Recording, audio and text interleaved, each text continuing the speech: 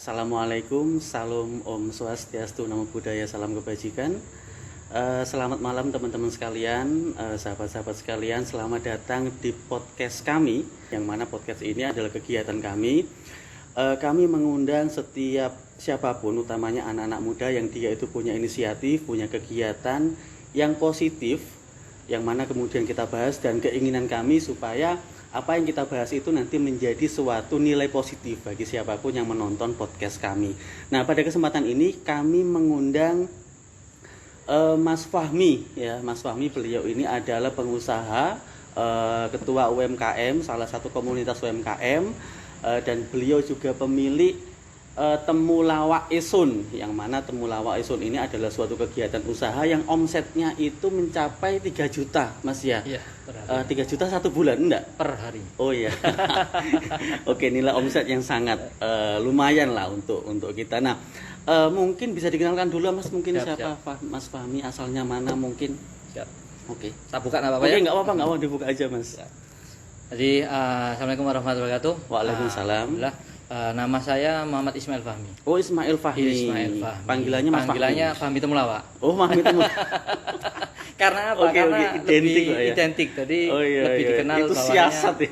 Jadi lebih mendoktrin. Oke.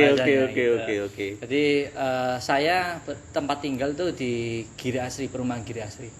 Mana itu, Mas? Perumahan Giri Asri itu kalau dari arah Kebomas, arah ke makam. Oh, ke Bomas lah ini. Kebomas, Oke, arah ke Kebomas. Oke. Jadi di situ ada perumahan, kita bertempat tinggal di sana. Sekaligus tempat usaha kita di sana juga, Mas. Oke. Jadi usaha saya selama ini minuman tradisional yang sebelum pandemi kemarin kita offline. Gitu. Lebih ke offline konvensional, atau offline. ya. Jadi kita melakukan marketing sales. Jadi marketing salesnya antara warung ke warung gitu. Tapi dengan adanya pandemi ini kita malah makin berkah. Jadi ada yang negatif, ada yang positif. Nah, saya ini alhamdulillah kecipratan di pandemi ini yang positif. Intinya menyesuaikan, Mas ya, adaptasi. Betul, adaptasi. Strateginya berubah total. Oke, nah mungkin bisa dijelaskan, Mas, Temulawak Isun ini bagaimana, apa, mungkin kemudian jenis-jenisnya apa? Kalau minuman Temulawak ini memang minuman tradisional khas Gresik, yang selama ini itu semua masyarakat Kabupaten Gresik itu sudah mengenal. Jadi mengenal minuman Temulawak. Kalau ada warung kopi tidak ada Temulawak berarti bukan warung kopi Gresik gitu. Jadi ini sudah turun temurun mulai saya belum lahir sebenarnya. Jadi ada banyak minuman tradisional itu memang kalau dulu itu minuman khas Giri. Giri itu sebuah desa yang ada di makam wilayah makam. Jadi akhirnya dari situ tahun 90-an baru saya ikut terjun di minuman Temulawak ini. Hampir seluruh warung kopi wajib ada minuman Temulawak. Jadi otomatis minuman khasnya Kabupaten Gresik ya Temulawak. Nah, Mas, mungkin bisa dijelaskan awal mula memulai bisnis Temulawak Isun ini bagaimana, Mas? Awal mula saya menggeluti minuman tradisional ini dikarenakan yaitu tadi karena banyaknya minuman tradisional Temulawak ini menjamur di Gresik. Alhasil saya menciptakan minuman Temulawak. Dari minuman Temulawak itu saya kepingin berkembang. Mulai dari kemasan botol kaca yang ada di warung-warung. Itu saya ada di sana. Alhasil tahun 2015 kemarin itu saya balik dari merantau. Baru menciptakan yang kemasan yang botol plastik. Karena apa? Saya lihat di seluruh warung kopi itu botol kaca, berangkatnya isi, pulang pun isi. Berarti kan transportasi rugi. Alhasil saya menciptakan yang botol plastik ini, alhamdulillah ada di sekitar 24 kota. Di Jawa Timur. 24 kota. Itu apa namanya? Penjualannya ya. Penjualannya kita di seluruh Jawa Timur. Jadi awal tahunnya, Mas, tadi? Tahunnya tahun 2015. Oh, 15. Jadi masih usia 5 tahun, Mas ya? Baru 5 tahun ini. Menciptakan yang kemasan plastik. Iya. Tapi semula itu masih kemasan botol kaca. Oh, biasa. Jadi sebetulnya sudah memulai sebelum itu. Sudah memulai tahun 2006. Oh, iya. Kemasan yang botol kaca. Jadi botol kaca itu gitu. Nah, ini yang kami teliti, Mas ya. Kami punya tim yang meneliti itu. Jadi minuman temulawak itu kan sebetulnya identik dengan kalangan tua. Betul. Ya, kalangan tua, kalangan apa namanya, bukan milenial lah bisa dibilang. Tapi info yang kami dapat itu malah sampean ini malah lebih mengutamakan penjualan online, Betul. bukan offline. Itu bagaimana Mas? Mungkin bisa dijelaskan. Jadi minuman memang temulawak itu kan dari rempah-rempah. Oke. Jadi yang minum itu memang kalangan mulai tahu usia 25 hingga seterusnya. Lah, anak muda-mudi itu ranahnya ke minuman sasetan. Nah, makanya akhirnya alhasil saya menciptakan minuman yang modern. Kali ini bukan lagi temulawak, tapi namanya temu mesem. Oh, temu mesem. Itu bedanya apa Mas dengan Bedanya temulawak? kalau temulawak rasanya kan hampir rempah jamu-jamuan. Kalau temu mesem ini kita campur dengan asem. Oh, Jadi iya, akhirnya iya, kekinian. iya, Kalau iya, di iya, mix iya. bahasanya. Oh iya ada mixnya Di gitu. mixnya. Temu mesem. Temu mesem, temulawak campur asem. Oke, jadi Gitu. jenisnya itu ada temulawak, temu mesem, apa lagi Mas? Sinom. Oh, sinom, 3 Sinom, itu ya. 3. Jadi yang di bawah naungan temulawak esun itu Temulawak ada. itu ada 3 varian. Oke, temulawak, Temu mesem sama sinom. Oh, sama sinom. Lah bisa dijelaskan tadi kenapa kok sampai lebih mengutamakan online padahal Jadi kan jadi mengutamakan online itu salah satunya gini. Karena masyarakat kita itu kan butuh sehat yang pertama. Terus akhirnya kita beralih ke tradisional karena menjaga imun. Oke. Jadi alhasil kita mengarahkan ke online itu salah satunya supaya dikenal di publik masyarakat minuman ini sehat. Oke. Terus alhasil saya menciptakan yang baru lagi nih Mas. Ini setrup Mas. Bahasanya kalau Gresik itu setrup, tapi kalau di Nusantara itu sirup. Oke. Tapi sinom Mas ya. Tetap arahnya ke sinom. Makanya itu arahnya ke online itu kemasan yang yang sirup kemasan yang lebih kayak gini-gini Mas ya. lebih kecil. Terus yang kedua itu kemasan yang terbaru juga. Oke. Dengan Ini sama yang sinom tadi itu ya? Sinom dan temulawak sama. Jadi ini bisa dikonsumsi seluruh rumah-rumah. Oke. Jadi rumah tangga bisa beli semacam ini. Terus kita punya jaringan juga. Makanya itu bisnis itu sebenarnya kita membangun jaringan supaya apa? Supaya kita tahu market yang jelas. Terus makanya online-nya itu bisa jalan karena kita udah bikin strategi pemasaran marketing. Oke, nah mungkin tadi saya sempat menyimak itu. Tadi Saman mengatakan kalau kebanyakan penikmat temulawak itu kan usia 25 ke atas, kalangan tua lah. Nah, ada nggak upaya sampean untuk supaya minuman ini nggak asing di kalangan milenial? Jadi supaya anak-anak milenial pun juga suka dengan temulawak yang notabene adalah minuman khas, minuman yang punya khasiat dan sebagainya. Mungkin ada upaya-upaya untuk supaya lebih memilenialkan minuman temulawak, Mas. Nah, saya makanya dengan adanya sirup ini atau setrup bahasanya saya sendiri setrup itu kalangan milenial itu lebih mendahulukan tradisionalnya. Yang pertama, sirup ini bisa dimix dengan susu. Oh iya. Saat ini yang banyak di pasaran itu ada susu rasa coklat, rasa stroberi, rasa leci. Lah, ini arahnya ke depan itu milenial itu gimana caranya minuman milenial tapi arahnya ke tradisional. Oke. Makanya saya menciptakan setrup ini. Dan juga dengan kemasan yang online yang supaya milenial itu seneng gitu. Memandangnya. Oke, nah Mas, info yang saya dapat juga itu sebelum itu mungkin omsetnya Mas. Kalau omset kemarin sebelum pandemi, ini kan ngomong pandemi ya. Yang pandemi. Sebelum pandemi memang kita nilai omsetnya itu per hari bisa 3 juta. 3 juta Mas. 3 juta per hari. Itu karena kita offline. Dari seluruh kota yang ada. Kita ada agen-agen yang tersedia di seluruh luar kota. 24 kota. Terus alhasil di pandemi ini kita tidak bisa mengirim dengan adanya PSBB kemarin, pembatasan sosial tidak bisa ngirim ke luar kota. Alhasil makanya akhirnya terciptalah yang namanya sirup ini. Makanya itu akhirnya gimana caranya menurun drastis memang seluruh UMKM yang ada di Gresik dan kota lainnya memang ada dampaknya. Memang saya itu waktu itu turun drastis. Hingga temulawak kalah dengan sinom. Sinom itu naik 80%, temulawak anjlok sampai 80%. Itu dampak pandemi. Dampaknya pandemi. Karena apa? Yaitu tadi milenial lebih senang ke sinomnya daripada temulawak.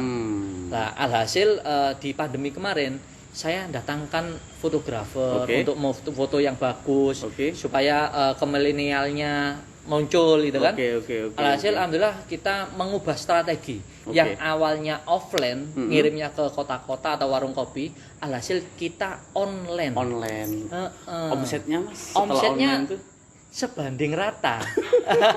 Sama persis dengan pandemi kemarin. Makanya sebelum pandemi kemarin, makanya ini saya udah siap-siap. Siap-siap untuk mengatur strategi. Saya sebelum pandemi omsetnya 3 juta, akhirnya turun hingga 1 juta. Akhirnya di saat lepas lebaran kemarin saya naik lagi hingga 3 juta. Nah, makanya selepas pandemi ini selesai, itu saya udah mengatur strategi gimana caranya omsetnya bisa naik 100% dari 6 juta gitu berarti. Doakan aja. Amin.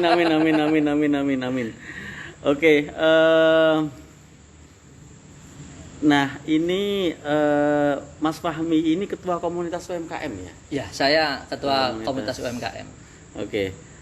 Mungkin bisa dijelaskan Mas, komunitas UMKM itu tentang apa, bagaimana, dan apakah ada komunitas-komunitas yang lain, kemudian selama ini di bawah naungan dinas atau OPD? Saya selaku ketua komunitas itu berdiri tahun 2014 Mas. Sebelum pulang hijrah itu saya sudah balik PP seringkali itu dari Kalimantan ke Gresik.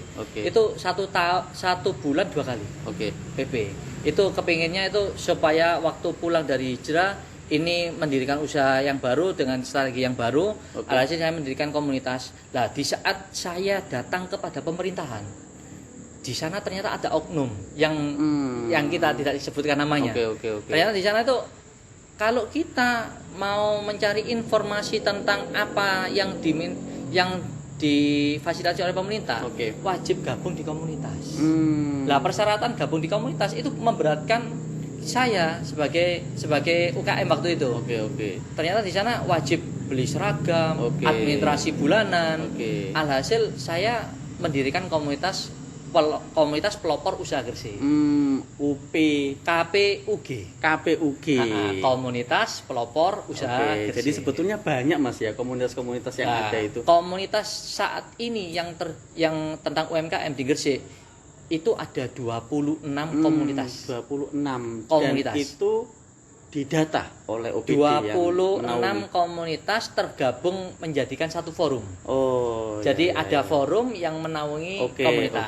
Ada 26. Mungkin bisa dijelaskan Mas awal mula komunitas KPUG itu dibentuk bagaimana? Mungkin diulang lagi. Saya membangunnya komunitas pelopor usaha Gresik ini dari seminar-seminar Mas. Dari dulu itu saya mengadakan seminar tahun 2014. Itu saya mengadakan roadshow wirausaha Gresik. Itu sekitar ada 16 titik di seluruh kabupaten. Mulai dari Sedayu, Ujung Pangka sampai Wringinanom Kedamaian. Jadi kita memang menggaungkan ayo supaya kita mendirikan sebuah komunitas untuk mengetahui tentang apa sih seluk-beluk UMKM yang ada di pemerintahan. Saya potong dulu ya. Jadi itu setelah sampean menghadap ke OPD tadi ya, kemudian menemukan kendala, kemudian sampean punya inisiatif. Aku pengen gawe komunitas dewe yang mungkin sesuai dengan semangat sampean, kemudian sampean sosialisasi Mas. Sosialisasi di 16 titik tersebut. 16 titik tersebut dibantu kawan-kawan yang ada di 16 titik. Saya piurkan di medsos keresahan saya sebagai UKM. Ternyata di sana itu ada sebuah oknum. Nah, di dalam pemerintahan kita hingga saat ini, mulai tahun 2014 hingga saat ini 2020, itu antara Diskoperindak perubahan-perubahan itu selama ini kasih kan ada beberapa, ada sekitar 4 kasih. Ini antara 4 kasih ini tidak ada yang sinkron antara satu dengan yang lainnya. Nah, makanya itu masih berkubu-kubuan. Jadi kalau ada UMKM, ada UKM, ada industri, ada koperasi, ada perdagangan, 5. Ini tidak ada sinkron data salah satu. Makanya kali ini dengan adanya pemilihan bupati kali ini, Oke. itu saya berkeinginan kuat. Itu gimana caranya perubahan inilah yang kita Untuk manajemen ini. manajemennya. Oke, Kalau oke, tidak oke. ditegur oleh pimpinan, Oke. otomatis ini melempem. Oke, oke. Oke, itu mulai tahun pinten Mas ketika sampean membentuk komunitas itu? Saya mulai tahun 2014. 14 tadi itu ya. Oke. Baru hari ini tadi Mas, HUT-nya kita yang 6 Oh, tahun. yang ke-6 tahun. Iya. Ci. Wis 6 tahun ya. Nah, apa namanya? Selama 6 tahun ini, itu bagaimana sih Mas hubungan komunitas KPUG dengan Pemkab lah katakan, Ya. apakah dukungan atau mungkin ada insentif atau mungkin gimana intinya hubungannya untuk sama-sama mengembangkan UMKM itu gimana? Jadi gini, di komunitas saya itu KPUG itu Oke. paling bersuara, Oke. paling menantang bahasanya. Mm-mm. Kita menyuarakan benar-benar untuk masyarakat kan Oke, gitu oke, kan. oke. Nah, adanya KPUG ini sangat, kalau saya lihat saat ini itu sangat bahasanya itu sangat dibenci lah bahasanya. Karena apa? Kita menyuarakan yang sangat benar gitu Oke. loh. Lah terus akhirnya kita kemarin itu minta gimana caranya seluruh produk UMKM yang ada di Gresik, bukan hanya komunitas saya Mas, Oke. seluruh UMKM yang ada di Gresik Oke. itu dipergunakan dalam pemerintahan. Lah yang selama ini, Itu maksudnya gimana itu Mas? Maksudnya? maksudnya gini, produk-produk yang dipergunakan acara apapun yang ada di pemerintahan, Mm-mm. ini malah ngambil di perusahaan yang besar-besar atau di UMKM di kota lainnya. Oh. Berarti tidak membantu tumbuh Malah kembangnya tidak UMKM, mendukung ya Mas mendukung ya, malah UMKM. tidak memfasilitasi, mengakomodasi. Nah, saya itu berkeinginan supaya di pemerintahan ke depan ini, Oke. ini perubahannya itu supaya pemerintahan ke depan ini gunakanlah produk-produk lokal. Oke, oke. Apalagi saat ini ada Pak Mas Bion, gunakanlah produk-produk Indonesia gitu. Itu orang Cina gitu. Oke, Nah, oke. kita orang lokal sendiri Oke. itu gunakanlah lah. Makanya Oke, produk-produk oke, lokal oke, ini oke. jangan hanya kita para UMKM disuruh ngurus perizinan, Oke. tapi tidak digunakan. Hmm. Berarti kan alhasil kan alhasil itu tidak dimanfaatkan. Oke, oke. gitu loh. Mungkin saya potong. Kalau saya boleh tahu apa alasan yang sampean ketahui kenapa kok lebih mengutamakan UMKM yang tidak dalam kabupaten kita, di dalam tadi itu. Kalau saya ketahui yang salah satunya masih ada kedekatan kolega. Oh iya iya iya. Salah satunya. Terus yang kedua ini mungkin yang kedua ini ada unsur notanya bisa di-up. Karena kalau kita ke UMKM sendiri mungkin harus sesuai dengan RAP. Oke. Inilah yang akan kita basmi lah bahasanya. Oke. Minta tolong lah di perubahan besok ini bupati yang datang Oke. ini supaya ini benar-benar mendukung. Oke. Apalagi di Gresik ini banyak perusahaan loh Mas. Oke. Nah, mungkin selama sampean punya temulawak Esun, kemudian juga jadi ketua komunitas UMKM, kendala-kendalanya Mas mungkin kaitannya dengan kegiatan itu semua itu. Kalau kendalanya saat ini memang satu perizinannya kan mudah. Memang difasilitasi semua oleh pemerintah. Izinnya mudah. Izinnya sangat mudah Oke, memang. oke. Memang dari presiden sendiri udah mengarahkan Oke. UMKM itu jangan dipersulit tapi Oke, dipermudah. Apalagi oke. yang baru ini halal gratis Oke, dan lain-lainnya oke, gratis. oke, Nah, oke. itu memang arahnya gimana caranya supaya UMKM kita Kembang lah. berkembang. Oke, Cuman populasi dari berkembang. pemerintahan kita itu tidak mengayomi. Ada gitu. follow up setelah izin tadi Mas. Iya, ya? dari Dengan perizinan kemudian, ternyata oke. kita tidak di follow up kembali gitu. Nah, itu Oke, yang kita oke, sayangkan oke. gitu loh. Selama ini bentuk follow up-nya apa Mas? Mungkin dengan ada kegiatan festival, event atau apa mungkin selama ini yang ada? Kalau yang selama ini yang ada itu memang ada bazar-bazar. Oke. Bazar-bazar yang diselenggarakan oleh pemerintah. Cuman itu berbayar. Hmm. Nah, contohnya ya jauh-jauh ada Car Free Day. Car Free Day itu sebenarnya kan Itu di program mana itu? pemerintah. Car Di Free mana? Day itu yang ada di Jalan Jaksa Agung depan web. Cuma satu titik ya? Satu titik. Oke. Car Free Day. Itu sebenarnya kan fasilitas pemerintah yang ada dananya. Oke. Digelontorkan untuk pemerintah di sana. Ternyata itu masih ada orang pihak ketiga yang harus berbayar. Oke. Selain itu Mas, kendalanya mungkin yang bisa sampaikan sih. Ya kendalanya itu ya yang pertama gunakanlah produk-produk lokal. Oke.